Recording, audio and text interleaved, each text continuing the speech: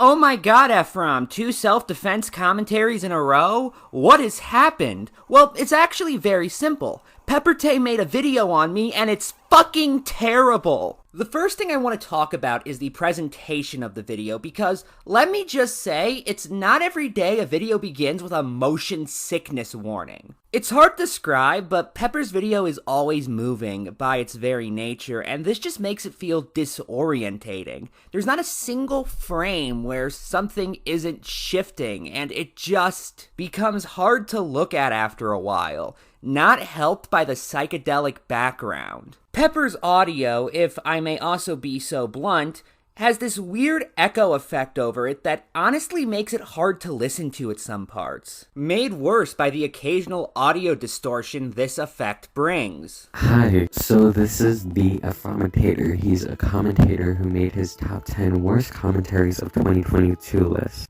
But let's actually get into Pepper-Tei's commentary, which is on the number 4 entry of my top 10 worst commentaries of 2022 list.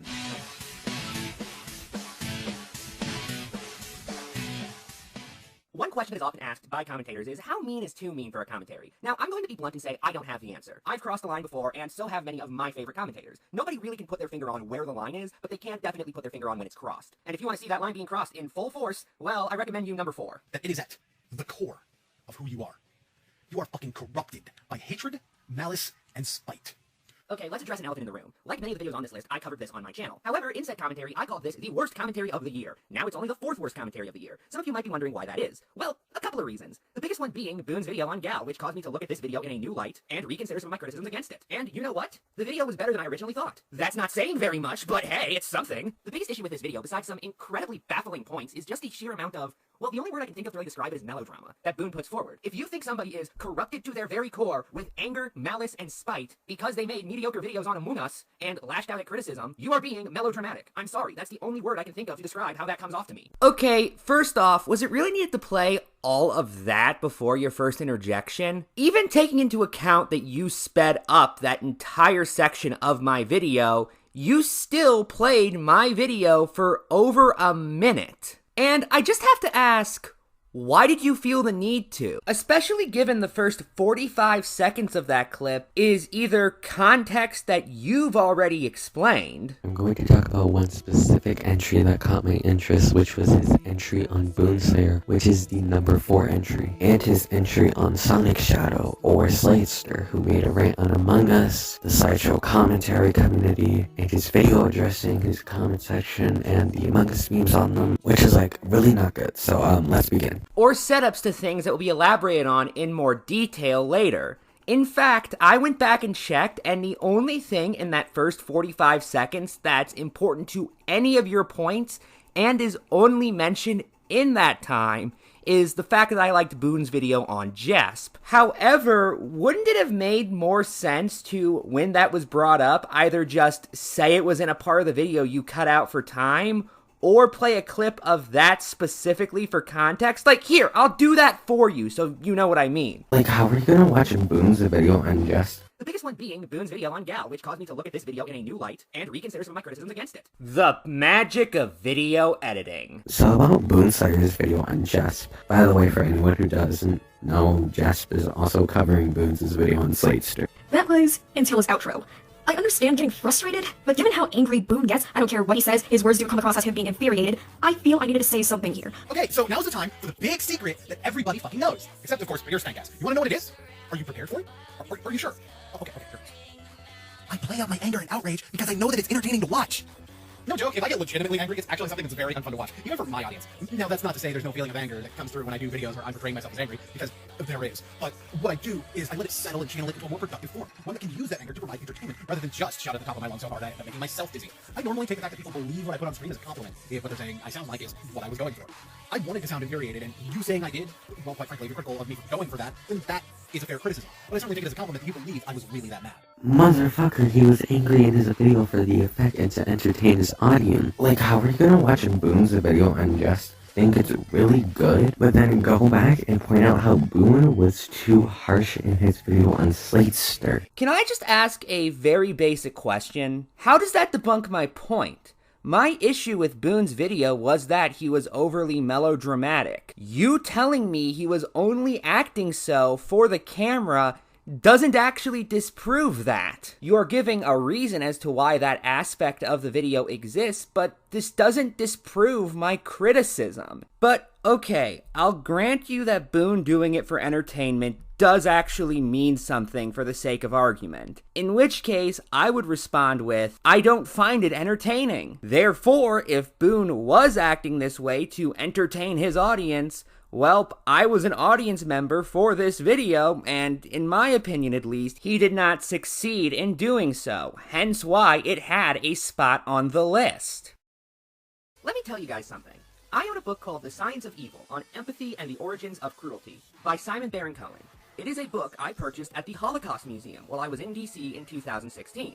The people in this book could be described as corrupted to their very core by hatred, malice, and spite because they did evil things as a result. Sladester hadn't done anything evil, he had just done some things that were idiotic. That's nice, but can you give us an example of someone mentioned in the science of evil that you'd say is corrupted by hatred, malice, and spite? Or even what the author Simon thinks is evil? Like, bro, you got this book on a Holocaust museum. There's probably a mention of Hitler and how Hitler's actions in the Holocaust are nowhere near as evil as what Sladester is doing. I mean, I guess, but what exactly would be the point of that? You, by your own admission, already understand the kind of people who I am talking about when I'm referencing this book specifically just by what I've already said. Hunting for an example and reading it out, if anything, would just be unnecessary padding, which is something I was especially trying to avoid at this point, given that I was making a 100-minute video.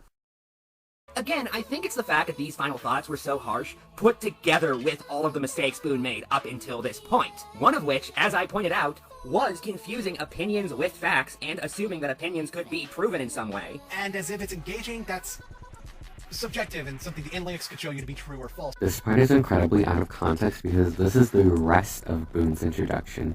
When I do long videos now, even an hour long. Holy shit, that's part of Boone's interjection? Wow, Boone really changed his voice during it. But seriously, Pepper spends the next 28 seconds playing a clip from Boone's video on Sladester. Now, mind you, this wouldn't be an issue if it weren't for the fact the clip of Boone's video that he plays doesn't actually prove that I took Boone out of context. He just plays Sladester talking about how, unlike Doodle Tones, he doesn't do long solo videos, but instead does them with other people, before Boone points out that he hasn't actually done such videos in half a year. However, this fails to debunk the fundamental objection I had with Boone's point. That being, you can't prove something true or false if it's subjective. Furthermore, the clip of Boone I played began with him saying, "and as for," therefore implying that he had finished his previous point and was starting a new one. So, again, I have to ask, what exactly is out of context about what I played? He's not confusing opinions as fact, Efron. He's saying how whether Sladester's longest videos are engaging or not is subjective, and is something the analytics could show if it is or not. Okay, how is that not, Boone, confusing subjective with objective? I'm being serious. I genuinely don't get your point here.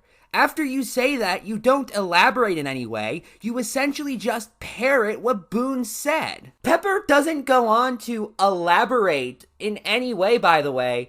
They essentially just tell you how to view your YouTube analytics, as if that in any way disproves my issue with Boone's point. I'm cutting that out because it doesn't add anything to the video. And again, I don't even get what argument Pepper is trying to make by pointing it out.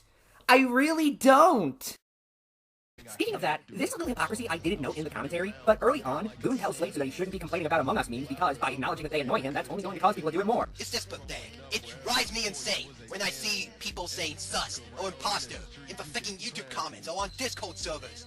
See, this is tactical error number 1. Never publicly state you don't like something. It's just gonna result in people doing it. Which he says in the same video, where he basically informs us that there's a phrase that if we say he is going to go haywire and inform us, that means we're corrupted by fear, which leads to hate, which leads to suffering or something. I think that's what he said. I'm not double checking. I'm sorry, I need to take another second to really emphasize this real quick. Don't say what you don't like, otherwise people will do it more. He says, while doing a medium of content that specifically requires you to say what you don't like about the thing you are talking about. That's what commentaries typically are. They are dissecting a bad video, giving the reasons why you don't like it. Boone isn't saying that we shouldn't talk about what we dislike, but how we shouldn't say we don't like it when someone does XYZ because it annoys them. Okay, I'll ignore the grammar slip-up where you accidentally end up saying that Boone is saying that we shouldn't say we dislike things because it annoys the person doing that thing, and instead I'll just point out that I'm aware of that. Those words are quite literally how I summarized Boone's point before playing a clip of him saying that. What I think your point is supposed to be is that Boone didn't call it a tactical error to just state your dislike of something, but to specifically do so on the basis that you find it annoying. With that said, the problem is, Boone didn't add that qualifier. Seriously, here's the clip from your video. It's just pathetic. It drives me insane when I see people saying sus or imposter in the fucking YouTube comments or on Discord servers. See, this is tactical error number 1. Never publicly state you don't like something. It's just gonna result in people doing it. That was a total blanket statement that he made in a video where he expressed dislike for several things Sladester did. Did we forget that this part is in response to Sladester talking about seeing Among Us memes everywhere he goes? Is there a reason why, even if we did, remembering it would invalidate my point? Although given Boone also wondered why somebody would watch a stream of a video game that they don't like. Why the fuck are you watching a live stream of a game you don't like and expecting to enjoy it? I'm not gonna go on a StarCraft 2, there went my strategy gamer credibility, but fuck it. I'm not gonna go on a StarCraft 2 live stream and expect to be highly engaged all the way through, because I personally don't enjoy StarCraft 2 that much, and I especially don't enjoy watching it. So maybe caustic mediums just aren't something he understands. Motherfucker, did you just make up a random word? Because I couldn't find a definition of what a caustic medium is, and the only thing I could find is a movie genre on IMDb that has like one movie under that category. A caustic medium would be a medium that is caustic. Mind you, this is not to say that you can't make positive points in commentaries, but typically, the vast majority of points are going to be negative in nature. That's, again, just how commentaries are. With that said, I do find it amusing he says this, despite also saying the reason people watch Among Us live streams is because of the personalities of those involved. Unlike StarCraft 2 live streams, apparently. It's not so much about the game as the personalities of the people playing the game.